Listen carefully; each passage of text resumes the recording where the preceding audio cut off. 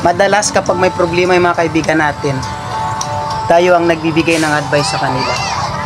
Tinuturuan natin sila kung ano ang mga solusyon na dapat nilang gawin para malutas yung mga problema nila.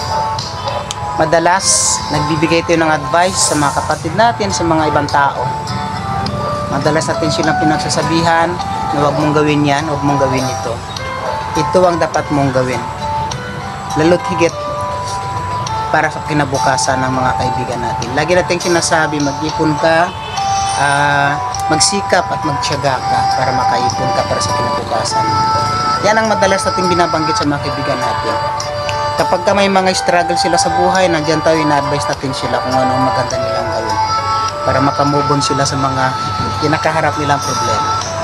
Pero alam mo ba, tayo mismo na nagbibigay ng advice sa mga kaibigan natin at mga ibang tao, tayo mismo sa sarili natin ay hindi natin magawa yung mga ina-advise natin sa kanila. Tayo mismo ay nag-feel, tayo mismo hindi natin nasusunod yung mga sinasabi natin sa kanila. So ano para magbibigay tayo ng advice sa kanila pero tayo mismo ay hindi rin natin nagagawa sa mga sarili natin. Ang gagaling natin, di ba? Ang gagaling natin para lang masabi ng mga tao na ay ang galing ng kaibigan ko. Ang galing magbigay ng advice pero tayo mismo wala, di ba? Mga huwad tayo sa katotohanan. Magaling lang tayo magsalita para sa ibang tao pero sa mga sarili natin hindi natin magawa. Lagi mong tatandaan, kaibigan, ikaw lang ang makakatulong sa sarili. Ako, siya, sila, hindi kanila matutulungan.